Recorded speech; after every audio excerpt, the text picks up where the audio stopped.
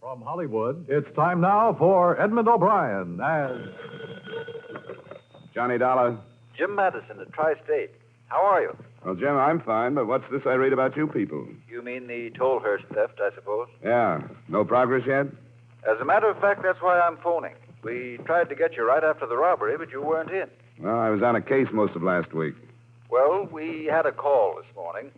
It was a woman who said she knew something about the case. Of course, it doesn't necessarily mean anything. What did she say? She wanted me to swear that we wouldn't call the police. And then she said she'd give us time to decide and call back about 3. You want me to talk to her if she calls back?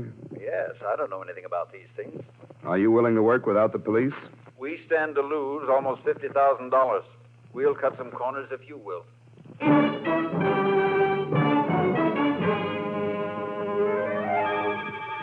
Edmund O'Brien in a transcribed adventure of the man with the action-packed expense account. America's fabulous freelance insurance investigator. Yours truly, Johnny Dollar.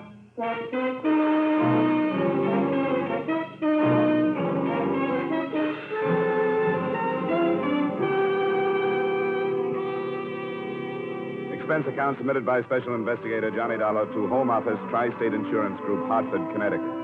The following is an accounting of expenditures during my investigation of the Tolhurst theft matter. I note here the accepted report of the robbery because, as will be seen, both the police and the press missed a number of details. The Tolhurst fur shop was entered at closing time Saturday evening by 3 disguised men who, at gunpoint, relieved Mr. Tolhurst of almost $50,000. Answering a radio alarm, the police spotted the getaway cars that left Hartford, and later, south of town, after a running gunfight with another squad car, it was abandoned by the 4 men who were seen to split up and who escaped into some wooded terrain. That's where it stood.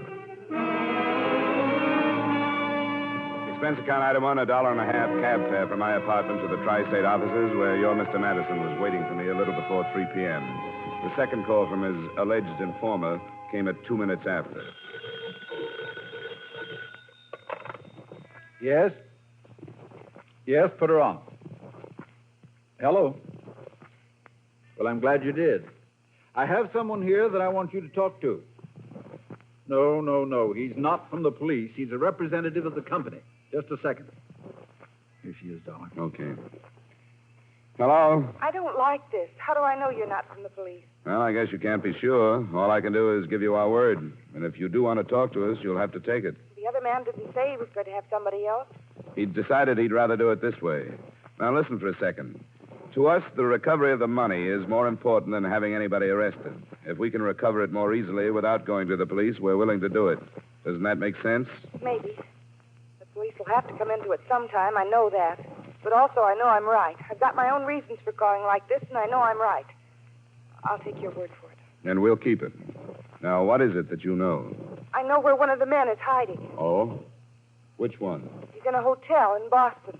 He's not using his real name, and I can't tell you what it is. You mean you know what it is and can't tell us? I'm a friend of his. That's why I'm calling. He's got to give himself up and get clear of it. That's what you've got to make him do. I will if I can. What name is he using and what's the hotel? I know I'm right. I know it. But you can't tell him how you found out where he is. You can't say anything about this call. That's a promise, too. I won't. The name he's using is Taft. He's in the Standing Hotel. The Standing. Okay. Anything else? That's all. How do I get in touch with you again? But you can't. There's nothing more I can do. Just be careful of him. He's awful desperate. Goodbye. Huh? She's gone. What do you make of it? It's hard to tell. She says one of them is in a hotel in Boston, that I have to make him give himself up and be careful because he's desperate. She could be sincere. If she were just fingering this guy, it seems to me she would have called the police. Then you think it's worth looking into? Well, there's only one way to find out. Follow it up, see what's there.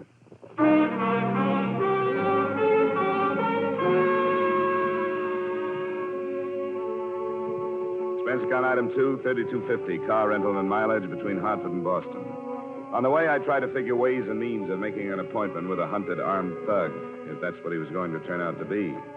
I found the Standing Hotel on the fringe of the commercial and waterfront section, and a man named Walter Taft was registered there. I staked out his corridor and saw him leave his room at about 7:30 that evening.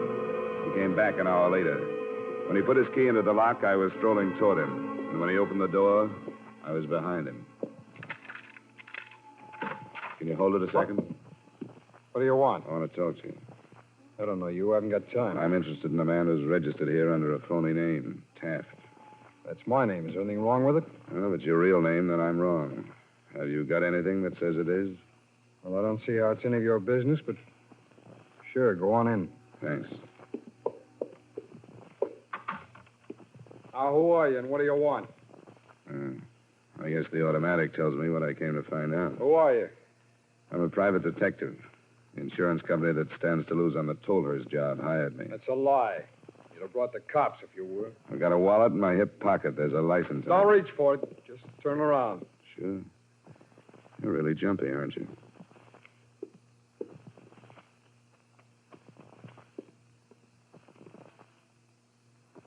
Here, catch. You don't expect me to swallow this, do you? You were hired by Alan Les. All right, so you found me. Now, what do you think you're going to do with me? You having trouble with your friend? I said, what do you think you're going to do with me? It's going to help if you can convince yourself I'm telling the truth. We want to recover the money, and if you'll help us to do it, we'll try to see that you get a break. Well, that's a laugh. How would an insurance company find out where I was? Sometimes they get a tip when the police don't. They can pay for information. The police can't. Now, where would they get a tip from? Somebody here in the hotel that figured something was wrong with you. There are fair descriptions out on you and your buddies for size and color and clothes. Somebody could have spotted you. I can't buy it. It happened, and the tip was right. You might do yourself a lot of good going to the police by yourself. Either you're off your nut or you think I am.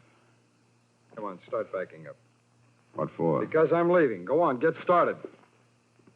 If you were thinking straight, you'd talk it over. You're mixed up in a double cross, so you can't believe anything. That's far enough. Who told you about a double cross? You did. You said you thought I was hired by Alan Les. They were in the job with you, weren't they? All right, turn around. Open the closet door. Turn around.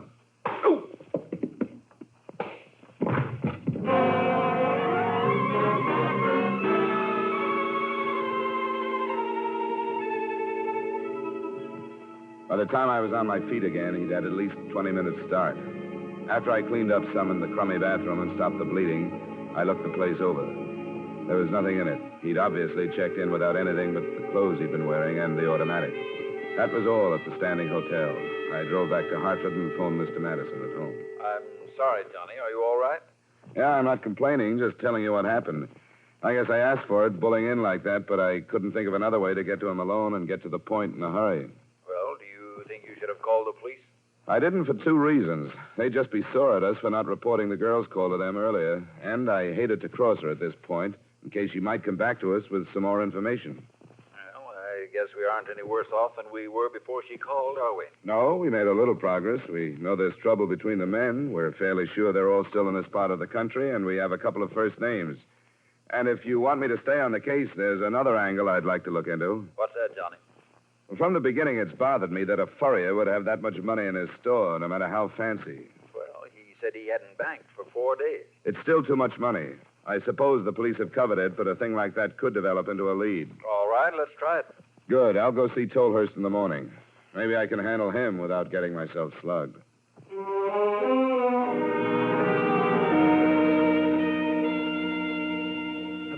Of course. I'm at your service. Thanks, Mr. Tolhurst. I know you've answered a lot of questions already. Yes, I have. So I won't drag you through the details of the actual theft again. Well, thank you for that. Thank you. Now, the amount of money you lost, almost $50,000. That question again, why did I have that much in my shop? I have answered that question every possible way without smearing my own good name. The police have driven me mad. I'd like to have the answers, too. Very well. Don't most of your customers purchase with checks, Mr. Tolhurst, or on credit? No, they do not. I'd think that they would. Because you don't understand. The fur business, even more than the jewelry business, is concerned with making beautiful women more beautiful. Don't you agree? Sure I do. Well, I hope this doesn't come as a shock to you that there are many, many more wealthy husbands than there are beautiful wives, as opposed to women, that is. So, who would you expect these wealthy husbands to buy the furs for? Yeah, I see what you mean. Cash purchases, too, huh? Precisely. If wifey doesn't get the coat, she better not run across a check paying for one. The fur would fly, you might say. But almost $50,000 in 1 week, that's a lot of intrigue. One sable was worth 35. And if the name of the purchaser became known, it could literally endanger the national security. I really mean that. It would be discussed from the floor of the Senate. What can I do? There's no record at all of these sales? Barely enough to keep my books legal. I've rather specialized in this cash and carry trade. If I was strapped to the rack, I couldn't name these men. I'm helpless. I think the insurance company might be able to fight your claim because of the stand you're taking. Had you thought of that? Oh, no, I hadn't. Well, it makes no difference. I'm completely helpless. Unless a member of the board or somebody is an old customer of mine. And that is possible, you know.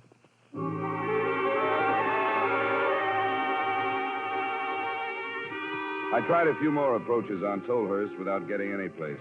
I didn't fully believe him, but I did have to admit that business dealings like that were possible. I left the shop a little after 11 and went to my apartment to call in a report on this phase of the deadlock. My phone was ringing when I got there. Hello?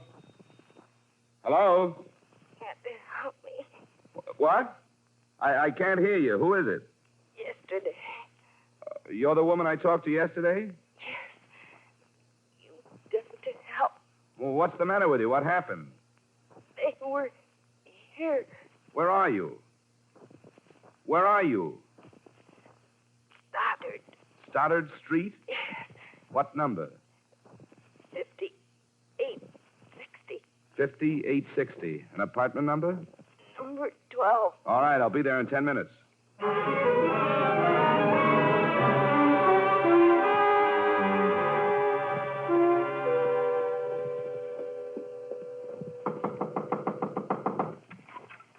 Dollar, I'm coming in. They went after Fred. You gotta go help him. Now, wait a minute. Who are you talking about? The men called Allen Les? I don't know them. First, they said I had the money and they beat me. One of them held my mouth so I couldn't scream, and the other one hit me. Do you know where the money is? No, they wouldn't believe me. Then they made me tell them where Fred is. Fred is the man I saw last night at the Standing Hotel? Yes. I can't keep quiet for him anymore. His name is Fred Terrell. And he's holding out the money. That's what they said. They said they'd kill him if they had to. If they look for him at the Standing, they won't find him. He left there last night. I know. He called. I tried to lie that he was still there, but they phoned and found out he wasn't. Then they started in again until I told them. He moved to an auto court, and that's where they're going. Where is it? I'm not sure. Between here and Boston. But I think it's in the States. It's called the Oak Springs Motel. I tried to warn him. But whoever answered hung up because they couldn't hear what I was saying. I couldn't talk. What's your name? Virginia Cowley. Well, how do you fit into this? How much do you know about the robbery? Nothing. I didn't know about it until afterwards. Red's car was here. He came to get it and said everything had gone wrong and he was in bad trouble. Yeah. Well, we all are. You should have told the police, and I should have. Promise I know. I'm going to call them now and hope I can fight my way clear of this mess. Where's the telephone?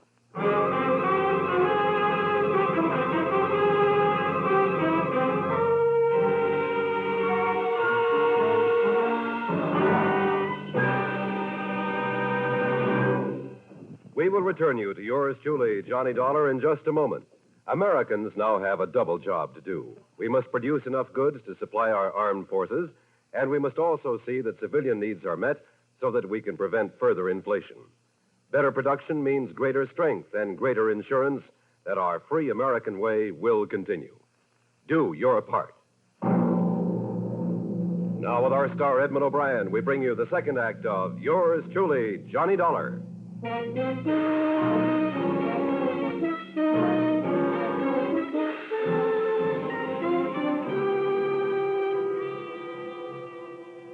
In an attempt to help what was left of my position with the police, the first thing I told them about was the possibility of nailing the 300 men together. But that backfired, too. It took me 20 minutes to learn that the Oak Springs Motel was about 12 miles south of town, and it took me another 15 minutes to get there. 2 squad cars were in the driveway, and that looked all right. But when I got to the cottage where Lieutenant Crockett and the other officers were, things looked all wrong. The bodies of 2 men lay on the floor. Neither one was Fred Sorrell. Who are you? My name is Dollar, Lieutenant. Oh, yeah. Sorrell did this? Seems to be some confusion about the name. The cottage was rented by an A.J. White. Sorrell was hiding out under a couple of aliases. Too bad we didn't have that information. I didn't know who he was until a half hour ago when I called you. They were already dead a half hour ago. Is there some reason you couldn't have found out 20 minutes before that? Yeah, I didn't happen to be any place this Cali woman could get a hold of me. She's the one you just got around to turning in? That's right. First time I'd even seen her. First time I knew where she lived. First time I knew anything about her. I've done the same thing before, and it's worked out. This time it didn't. What do you mean? An anonymous call. She said she had information about the Tolhurst robbery that she couldn't give to you. She gave it to me in confidence, and I played it that way. You still playing it that way? No, I'll give you everything I've got, which still isn't much. Let's go back to town, then, where we can get a real statement. Henderson, take over here, will you? I'm going back to the office. Okay.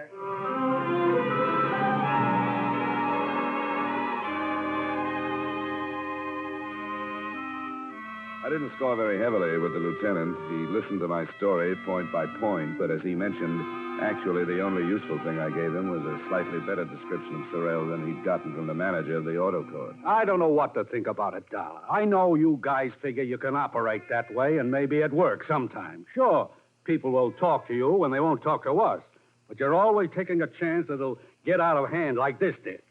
This one was out of hand from the beginning. And it's turned into murder now. You aren't blaming me for that, are you? No, but I want you to leave the case alone from here on. Stay away from the Cowley woman. Stay away from everything. Does that mean I can go now? Yeah. It might be a good idea if you went home and brushed up on a little police work. You're really digging it in, aren't you, Lieutenant? You got it coming. Go on now. I got to get back on this thing.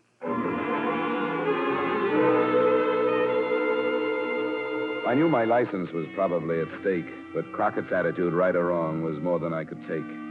Virginia Cowley had been put in the police hospital, suffering from internal injuries caused by the beating. I went back to her address, lied my way past the landlady, and into the apartment. From a notebook on the telephone stand, I learned that Sorrell lived in Princeton. That was my next stop.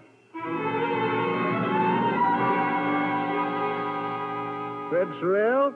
Yeah, he still lives here. I haven't seen him some time now. Seems to me he's out of town. I came all the way up from New York just to see him.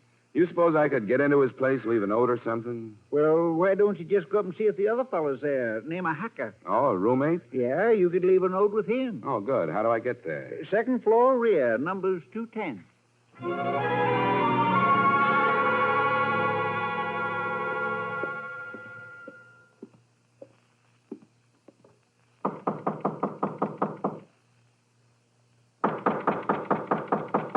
Yeah.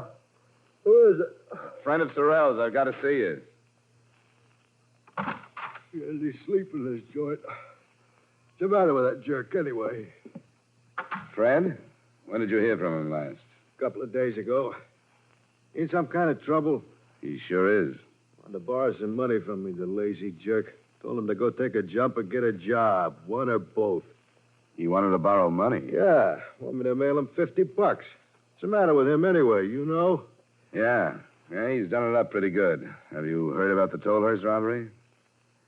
What are you handing me? You know a couple of his friends called Al and Les somebody? Hey, who are you, anyway? Here. Detective? You ain't telling me Fred's mixed up in nothing as big as the Tolhurst thing. He ain't got the brains. He hasn't if he has to write you for $50 after he pulled it. What about Al and Les? Yeah. Les Vernick and Al Hudson. I met him, but that's all. They're from out of town. They're in it, too, huh? Hey, you ain't pulling my leg, are you? No. Did he write you from Boston by any chance? The Standing Hotel? Using the name Walter Taft? That's right. I knew those guys were no good, and I told him so. He was always talking big money. I never thought he had the guts for anything like that. Don't congratulate him. He built it up to murder today. Oh, quit it. It must have been Al and Les. You'll read about it, but for now, take my word for it. There was a double cross, or they figured there was. They were both shot, and Sorrell is still on the loose. This is straight. He wouldn't come here, would he? I don't know what he'd do. He must be half crazy by now. Can you think of any place else he might go? He's got a girl he mooches off all the time. Yeah, I know about her. He wouldn't go there, not now. He wanted a place to hide out. He was driving his car so he could travel for some distance, but not far. If he's thinking at all, he'll know he has to get rid of it. I don't know. I'm not holding nothing back. A guy does anything like this, he doesn't deserve help from anybody. By this time, he probably thinks he does. You don't think he'd pull his old lady into the mess, do you? He might. Where is she? She's got a farm. I never saw it, but he talked about it once in a while. Little place she runs with an old guy helping her. It ain't far from here. Do you know where it is? Somewhere west. Hey, that's her picture. I think the name of the town is on it. Down here in the corner. I just remembered it. I noticed it. Torrington. Sure, I know where that is. About 25 miles. I'd like to look at some of the rest of his stuff, if you don't mind. Go ahead. If this is as bad as you say it is, you can do anything you want. If you don't mind, I'm going to move out until this is cleared up. I don't want that crazy jerk to be coming back here while I'm around.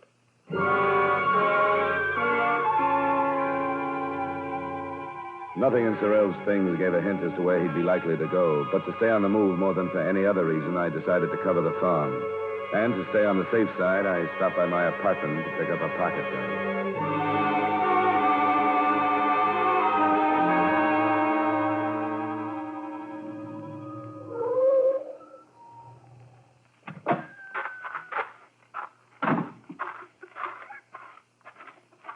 You got business here? Well, it's a sort of a social call. Mrs. Sorrell here? No, she went to town. Why, she went with her. I was passing through. I know her son. I thought I'd stop by. Oh, you're a policeman, then. What makes you say that? We heard about Frederick. At least some of us did. We kept it from Mrs. Sorrell. That's why we sent him to town. We don't want that poor soul to learn about him until it's all finished. Did you think he'd come here? How much do you know about it? Somebody heard on the radio about the murders. You think he'd be hidden here? Not exactly, but every possibility has to be covered. He'd never come here. He wouldn't be turned out by his mother, but the rest of us would make short work of him. You're welcome to search the place if you choose to. Has he been in touch with Mrs. Sorrell through this thing? Nobody's been in touch with Mrs. Sorrell. She don't read her own mail or papers either, because she's blind. She don't listen to the radio or talk on the telephone because she's nearly deaf. Frederick is a rotten apple that hasn't been allowed back here for 3 years. And she doesn't know about him? Not for almost that whole time. Oh, yeah. She thinks he's a big success in the hardware business. And we've talked about it already. We think he's going to start a business in Australia. And his mother will think he's there until she dies. And you ain't going to tell her any different. I don't see why I should. Yeah. Want to search the place? No, I don't want to, but as long as I'm here.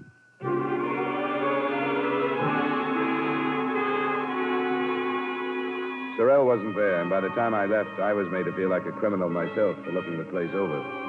By the time I got back to Hartford, the extras were out saying, widespread search fails to uncover killer. And something that had been bothering me came to mind again. Why, with a $50,000 haul, hadn't Sorrell gotten out of New England? A few more questions fell into line, too. How could an amateur like Sorrell escape a full-fledged police search? And why would he even think of a double cross on his first job? And finally, why, after running out of Boston, would he have come back to an auto court 12 miles south of Hartford? I covered the final point and learned that the Oak Springs Motel was within a few miles of the point where he and the other two men had abandoned their car and taken off on foot. I thought I told you to stay away from this case. You can't take away my right to make a living, Lieutenant. I found his car. Isn't that worth anything? How do I know what it's worth? It's something you haven't done with all your roadblocks. I'm 5 minutes away from his car, and I think he'll come back to it as soon as it starts to get dark. Can't you take a chance on it and have a few men out there? All my men are busy. I'll see what I can do. It's less than an hour till dark. I hope you make it.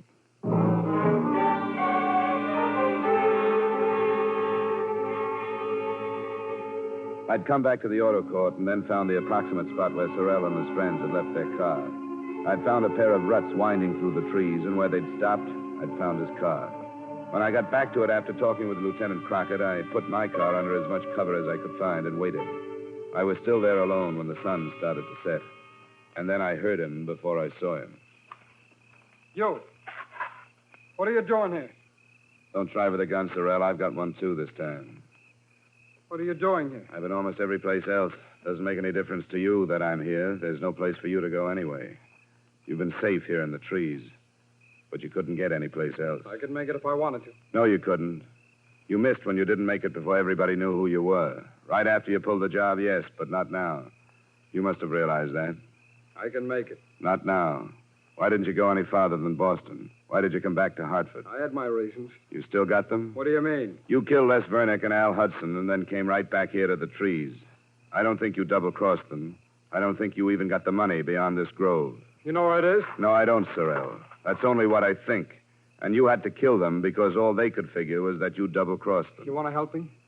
You want to? It's here, all of it. It's too late to help. You killed them. But it's all here. $50,000. I came down the road, and then I turned that way. That's when they were shooting at us. I was carrying the money, but I was excited. Alan Les went that way, and I came this way. I'm sure it was here. Yeah, I remember that big tree. I went past it. I'm sure. You could find $200,000 and it wouldn't do you any good. Yes, it would. You can buy anything with money, and it's all here. I know it was here because I ran on this road, and this is where the road ends. Then I went past that tree, and I can just remember how far I went. Because I put it down, and I covered it over with some leaves. If I just saw them, I'm sure I'd remember. Sorrell. I know where it is. Hey, what are you... I want your gun, Sorrell. Get away from me! Get away! Quit it! No! It's all here. It's all here, and I'm going to get it. Now get away from me! Get away, you! All right, Get away! All right!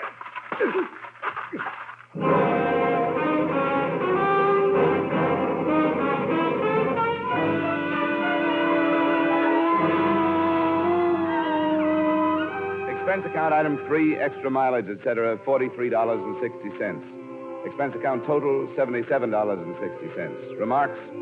A police searching party finally found the satchel of missing money, so the company is not out. Lieutenant Crockett and I finally got together, so I'm not out. The girl is nothing. So it leaves Sorrell, who really lost his mind over money, and the furrier Tolhurst, who didn't lose anything, not even that universal customer, the wealthy American husband. Yours truly, Johnny Dollar.